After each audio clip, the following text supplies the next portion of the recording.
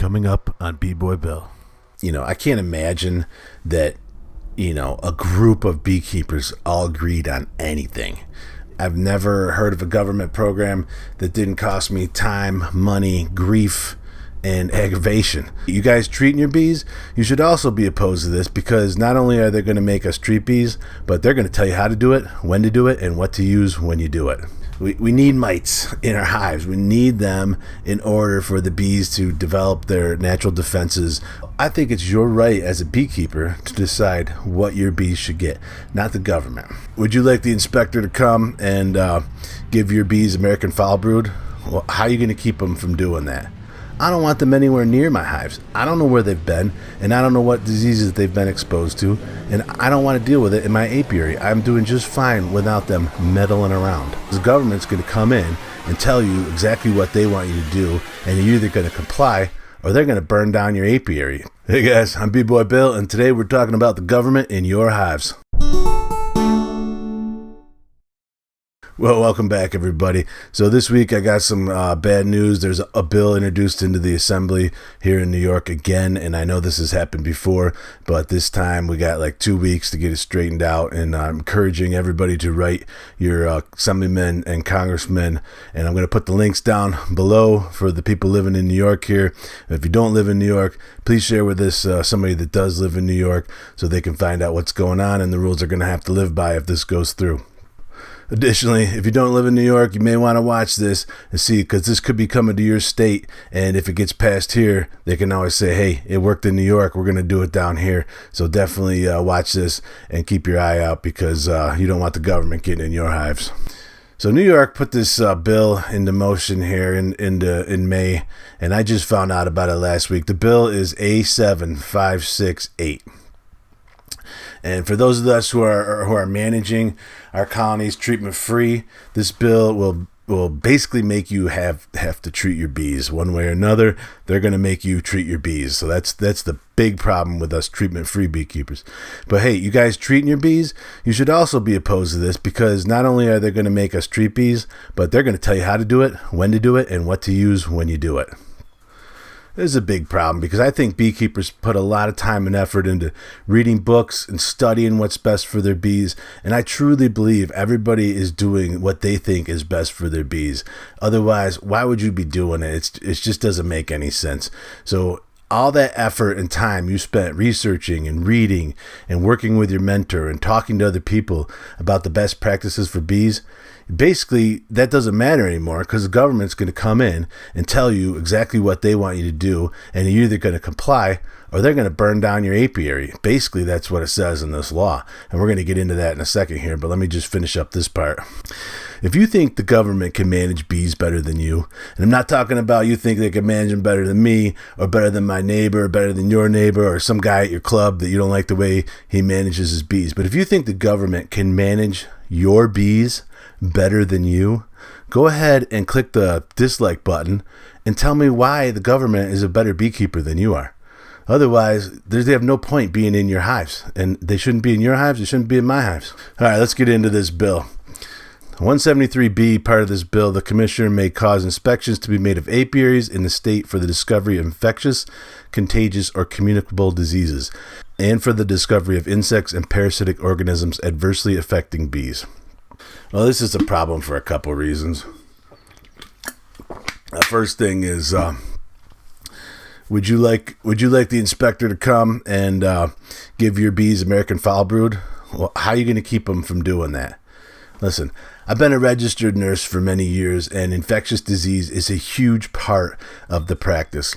So much so that you have to take training classes every year. And in order to renew your license here in the state of New York, you have to take a certified infectious disease course before you can even renew your nursing license. Patients with infectious disease that are very easily communicable, we put them in negative pressure isolation rooms, and basically that is to keep the air from coming out of the room. So all the air is pulled in, there's negative pressure in that room, and it's exhausted out, and that way that disease doesn't get out into the halls and other rooms and other patients of the hospital. So when you go in to see this patient, you have to wear gowns, you have to wear gloves, booties, sometimes something on your head, you got to wear a mask, and then you have to take in disposable equipment. We have like disposable blood pressure cuffs, disposable stethoscopes, all these things, so that when you come out, you can get rid of all that stuff that may be contaminated. You have to disrobe, take your gown off, take your boots off, take your gloves off.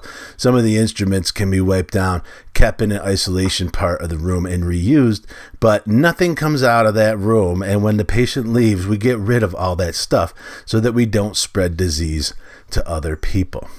Well, American foul brood is also a problem because that could spread from one apiary to another. And if you have an inspector coming in and they find American foul brood, or they don't, but you have it, they may carry those spores to another apiary. And that's a problem because you're introducing AFB. You just created a transfer mechanism for AFB to get all across all these apiaries, because that inspector is not going to burn his bee suit after he encounters AFB. We'll be lucky if they're wearing gloves. They're not going to get rid of their clothes and their boots and their hats and all this stuff, and their hive tool, whatever they bring with them, is going to the next apiary. And unless they're required to take infectious disease courses and also come in and out of my apiary with disposable equipment and disposable clothes, I don't want them anywhere near my hives. I don't know where they've been, and I don't know what diseases they've been exposed to, and I don't want to deal with it in my apiary. I'm doing just fine without them meddling around.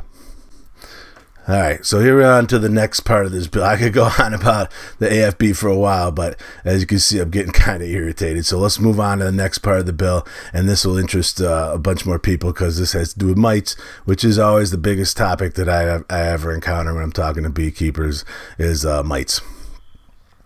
So it says here in 173-B, the commissioner may also cause investigations to be made as to the best method for eradication of diseases in bees, insects, or parasitic organisms adversely affecting bees. The commissioner may plan, execute appropriate methods such as eradication. It goes on here to say in 174.5 that the commissioner may order the owner or person in charge to destroy or treat such colonies or equipment as they may deem advisable. In the case an owner or person in charge will not consent to the abatement of the nuisance by immediate destruction or treatment, they will receive an order that will contain directions setting forth the method or methods which shall be taken to abate the nuisance and shall be served upon the owner. So first of all, when this bill talks about parasitic organisms, we're talking about varroa mites. That's the most popular one, and that's probably the one that they're referring to here. But there are other types of mites. There's a few different types of varroa mites, I found out doing some research. But there are also tracheal mites. There are also wax moths. And basically anything they think that's a parasite, they can just come in and be like, yeah, you got too many of these, and we don't want this in your hive, so we're going to do something about it. So we're talking about varroa mites here, but it could be anything. For those of you guys who feel strongly about treating your bees, maybe you think that oxalic acid is the way to go. It's natural occurring compound, and maybe you think it's more natural for the bees, or it's safe for the honey, or whatever the case may be. You think that oxalic acid is the way to go. Well, they could come in and say that they don't want you using oxalic acid. It doesn't work well enough, and you had one mite over what you're allowed. So now you have to use an Apivar strips. I'm not super knowledgeable about all the different treatments, but maybe they just say that, that method's not working. You have to use this one. Well, I think it's your right as a beekeeper to decide what your bees should get, not the government. And for those of us who aren't using treatments, this is actually a step backwards. I mean, we've been working for years to get our genetics to a point where they can either defend themselves against varroa mites or live comfortably with varroa mites. And you have to understand something. Like the varroa mite, the one we always talk about is the one that came from Asia and the Asian honeybee. And that varroa mite lived successfully with the Asian honeybee. That's how they originated. And they had to live successfully with the Asian honeybee. And when I mean successful, I mean the Asian honeybee didn't die. And the reason why that's successful is because if the Asian honeybee dies, then the varroa mites cannot reproduce and will also die out. So for their species, they are dependent on a bee, and if they kill all the bees, then they would also die. We can kind of relate this to, antibiotics when we were younger, or at least when I was younger. Antibiotics used to be the thing. You get sick, you go to the doctor, get an antibiotic, get better. Well, we found out over the years that it's probably not the best way to do things, because those antibiotics were just killing the bacteria that wasn't very strong. And, maybe they got rid of most of them, and maybe they didn't get rid of all of them all the time. And if you give antibiotics to people and it doesn't get rid of all the bacteria that's causing the problem, or maybe there's another bacteria that's not causing a problem and it kills off the weaker part of those, and then that bacteria gets stronger, basically you're getting stronger bacteria. And that's the same thing with the mites. When you do mite treatments, it's probably impossible to get 100% success rate. I imagine it's impossible. I mean, you have mites in the cells, you have mites on the bees, you have mites on the worker bees that are out in the field. I mean, it's impossible to kill all the mites. And so basically what you're doing when you treat is you're killing the weaker mites. And the weaker mites die, and that's great. But then the mites that still exist, they get stronger, and then they breed, and you get stronger mites. And that's just not good. It's not good because eventually the treatments aren't going to work anymore. We're going to have to get stronger treatments, and it's just a never-ending battle. And you might end up developing a super mite in the process that'll wipe out bees everywhere, because we've basically killed all the weaker mites, and the bees have no defense. Here we are at 174.9, and I don't actually know how to say this word. It's like promulgate or something, but basically the commissioner is going to let you know what the rules and regulations are to establish appropriate tolerance levels for insects, diseases, or parasitic organisms adversely affecting bees within the hive. So already they're telling you, they're going to let you know what the tolerance level is of your mites, and if they're adversely affecting the bees. They're making that decision. If upon inspection a hive is found to exceed such tolerance levels, the commissioner may consider such apiary to be a nuisance and then may order the destruction or treatment of the apiary. 174.1. No person shall keep in his or her such possessions under his such person care any colony of bees affected with contagious or infectious disease or infested by insects, disease, or parasitic organisms adversely affecting the bees. This is probably the biggest problem for those working towards a mite-tolerant bee. We need mites in our hives. We need them in order for the bees to develop their natural defenses or to learn how to live with these bees. I've said it before and I said it again. I don't care how many mites are in my hives. I care about the health of my bees. If my bees are coexisting with the mites, who cares? I don't know why that bothers anybody. The problem is, we don't want our bees to die, and I'm fully on board with that. I don't want my bees to die. I want them to live. But my belief is that I'm going to do that by developing a stronger bee. And if I use treatments, all right, so now let's look at who benefits from this bill. And I don't think it's us. I've never heard of a government program that didn't cost me time, money, grief, and aggravation. So I really don't think that we're benefiting as beekeepers to have this bill. Now, unless you agree with everything the government and this bill says, which I don't know how you can. The only people that might agree with this, I guess there's a few people. There's the people that make and sell the treatments. Obviously, if treatments are required and the government's mandating certain treatments, then they could actually be lobbying the government to get their treatments into the law or into the recommended treatments, and then therefore that company would make a bunch more money. Also, people selling treatments, not just the people making them, but the bee supply companies selling treatments. They probably make a lot of money selling treatments. I heard one time that those strips are like $10 a piece. Well, if you got 20 hives, that's $200 every year, maybe sometimes twice a year. I don't know how many times these strips are used, but a couple $100 every year because you got 20 hives. That's a lot of money for a business. You get multiple people coming in there spending $200 every year just on treatments. So, there's money to be made in these treatments, and that is somebody that might be profiting. Well, most likely the government will also be making money on this. Now, they say there's not going to be a cost per hive to register your hive, but they also say that you have to have inspections before you sell bees, before you sell nukes, before you sell packages or colonies, and that your packages and nukes and colonies and queens have to be certified by the inspector or the commissioner. And that's probably going to cost money. Like, I don't know any government thing that you do that doesn't cost money. So I'm guessing there's going to be a cost involved in that. At the very least, this is going to increase our taxes here in New York, because these people have to get paid that are doing this. They're going to need a facility to do it in. They're going to be driving cars all over. We're either going to be paying for mileage, or we're going to be providing, cars from New York State. Here's a free car to go inspect hives.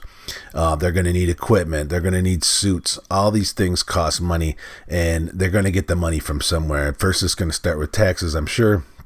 And then who knows? They might start taxing the sale of bees. If they don't already, I don't know. I haven't sold bees yet, but I'm guessing that most people don't collect sales tax on their bees, especially hobby beekeepers, just selling 1 or 2 nukes a year and trying to make some money to keep their apiary going. So guess what? Now you have to get that nuke certified to sell it, and you probably have to pay to get it certified. And you get to have the inspector come and bring whatever diseases to your apiary that he may have got at the last apiary, bring them on over to yours and share them with you. I've heard some rumblings that this bill was actually written by beekeepers, and I don't know anybody that would want that. I mean, every beekeeper I ever talked to has a different opinion. Nobody can agree on anything. I think that's important in any community. We all have different opinions on how we raise bees, but we can still come together. We want the bees to be successful. So I can't imagine that a group of beekeepers all agreed on anything. But I guess it's possible. And the reason why I think it's possible is maybe these beekeepers are the ones selling nukes and packages and queens. And guess what? If treatments really worked, if they really worked for everybody, then people would not be buying more bees every year. And we know that treatments aren't very effective if people have to keep buying bees. So if you're buying bees, you're buying queens, you're buying these things every year, and you're treating, the treatment's not working. It's not that you're not doing enough treatment. It's not working. But it's working for the people selling you bees, because they keep making more money every year. And they're going to continue to make more money because your bees continue to die, or you decide you need a new queen. There's all this crazy stuff out there why people think they need to replace their queens. But I'm telling you, nobody agreed that this was a good bill in my right mind. So why is that? I don't know. I could speculate. I'm guessing that the treatments, I've said it before, they cause stronger mites, and then better mites kill the bees, and then you have to go buy more bees. I believe strongly that the bees should decide how many mites are in their hive, and that the beekeeper is the master of their own apiary. They're the one that did the research, put the time in, developed their methods, and they should be able to continue to do those methods without the government getting involved. I see no reason for the government to get involved. What the government is proposing here doesn't seem to help anybody except for big companies selling bees or people selling bee treatments. That's the only thing I see that even makes sense for this bill. And they could have lobbied for this bill in order to make these things happen. I don't know. But if you want the government to stay out of your hives, please write your congressmen and assemblymen and let them know we only have a few days left. This is a time-sensitive thing. We only have a few days left while they're in assembly, and I don't know where this bill is on the floor or anything or whatever they call that, but I don't want this to pass. So please write to them. Let them know that you're not in favor of this bill. Let other people know. Let your groups know, your Facebook groups, your clubs. Let everybody know that this bill is ridiculous and that you don't want this to pass. Hey, I'm B-Boy Bill, and thanks for watching.